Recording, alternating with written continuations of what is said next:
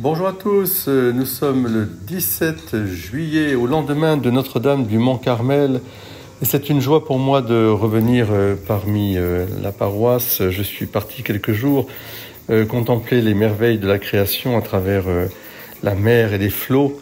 J'ai pu faire de belles excursions en canoë et c'est une grande grâce. Oui, je pense que le Seigneur est toujours là. Il nous faut rendre grâce au Seigneur, proclamer son nom, annoncer parmi les peuples ses hauts faits.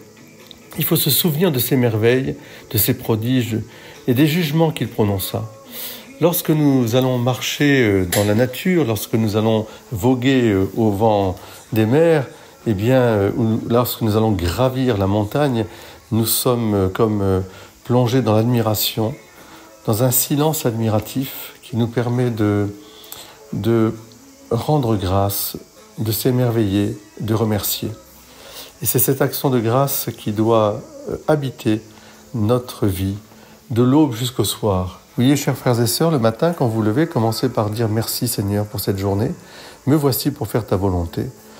Et puis le soir, avant de vous coucher, remettez cette journée humblement, comme de bons enfants, en demandant pardon bien sûr aussi, en sachant être pauvre et petit, mais en vous confiant avec une grande confiance dans la nuit, en disant « Seigneur, merci encore pour cette journée, que je puisse vivre ces moments en action de grâce, d'action de grâce en action de grâce pour aller vers le ciel.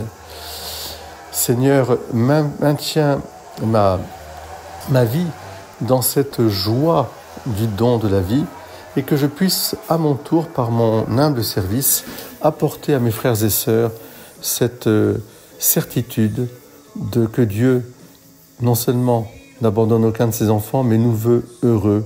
Il nous veut heureux dans le sens des béatitudes, même heureux quand nous pleurons, heureux quand nous consolons, heureux quand nous avons faim et soif de justice, heureux quand nous sommes miséricordieux. C'est-à-dire vivre tout ce qui nous rend petits et solidaires, mais dans la joie du don. Soyez bénis, chers frères et sœurs. Belle journée à vous tous. Oui, le Seigneur, doux et humble de cœur, nous plonge dans sa joie.